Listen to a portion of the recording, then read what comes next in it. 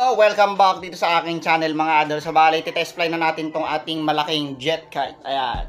Pakaangas nyo. Dahil medyo may hangin ngayon pero hindi kalakasan. Titest fly na natin kasi hindi ko pa to napapalipad mula nung ginawa ko. So ngayon, samahan nyo kami. Papalipad kami dun sa bukid para mas maluwang. Dahil may kalakihan to. Lagpas to si Sandy pa ako. 2 meters yung kanyang laki. At ang kasama yung pinsan ko lang na bata. Ayan, dalawa lang kami na magpapalipad. So, syempre, kung gusto niyo makita na lumipad tong ating napakaangas na jet kite, tara samahan nyo kami.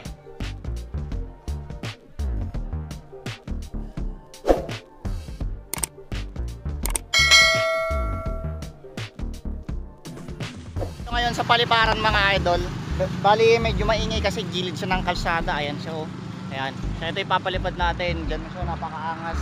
At may mga baka dito.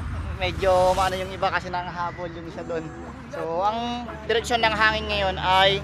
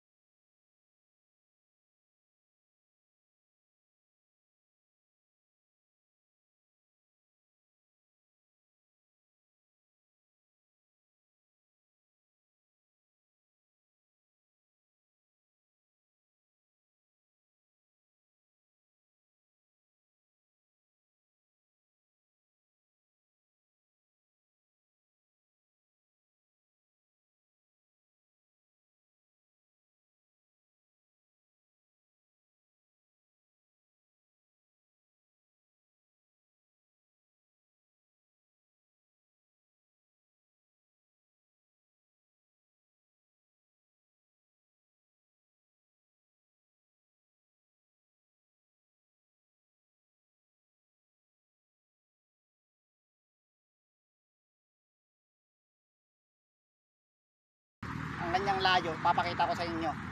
Tapos isuzoom natin kung kaya pa. Layo na oh. Napakalaki na ito, pero kapag titingnan ngayon parang napakaliit na sa sobrang taas. Lock ko lang yung pulunan natin para hindi maalis.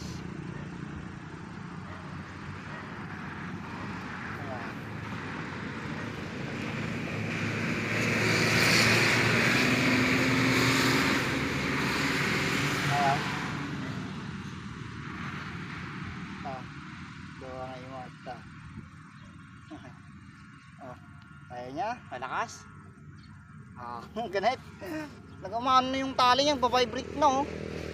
Tumutunog na. Try natin lagyan ng plastic. Partida hindi pa malakas yung hangin mga idol, pero grabe na umatak. Malaki kasi. Oh, yan medyo umina. Kanina nagba-vibrate na eh. So yun, pakita natin yung kanyang layo mga idol para mano nyo kung gaano siya kataas. Tapos kapag naka-zoom naman, zoom natin. Angas ng lipad. Yun. Ano natin kung gaano siya ka pag hindi naka-zoom. Yan. Zoom natin ulit. Yan. Lupit oh. Parang pinakuan mga idol. Ganyan ang lipad. Tapos tatugawam. Yan ang lipad ng Goryon, di ba? Kung may contest lang dito sa amin, ko-contest ko to. Wala na kasi matagal nang walang contest dito eh. Angas. Napakalupit. Nakakangawin sa sobrang bigat o kaya sa sobrang lakas ng atak. Ang ganda ng lipad talaga mga idol. Pati ako namamangha sa lipad niya. So, mas maganda pa to kapag mas malakas yung hangin, sigurado ako. Tapos, yung kanyang pakpak, hindi siya ganong kalambot, hindi rin ganong katigas. Katamtaman lang yung pagkakagawa niya. Ayan. Matibay itong tali natin kasi bago pa. Tapos, sa mga gustong bumili ng ng tanse, sa Shopee, may mga makikita ka doon na mga 1 kilo, parlabay, ganon. Pero sa akin ang kinukuha ko kasi para mas makamura ako 1 kilo. Wala kasi akong mabilhan ng 1 kilo dito, tsaka ang mamahal ng tansi sa bayan, sa mga hardware. Doble yung presyo kapag sa Shopee ka bibili. Yan. Mas nakakamura ka kapag sa Shopee talaga. Yun lang yung pag-asa ko, sa Shopee lang, wala na. Ayos. Next time naman yung tora-tora natin na kulay dilaw, yung papalipad natin. So hindi ko pa kasi natitesting yun.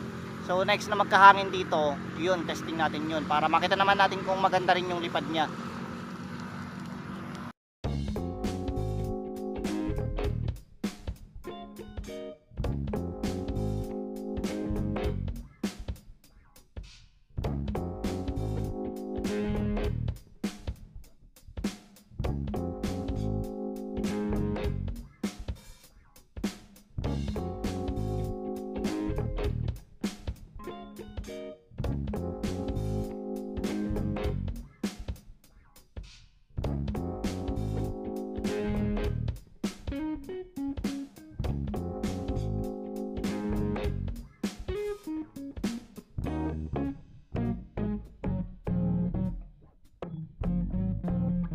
Na.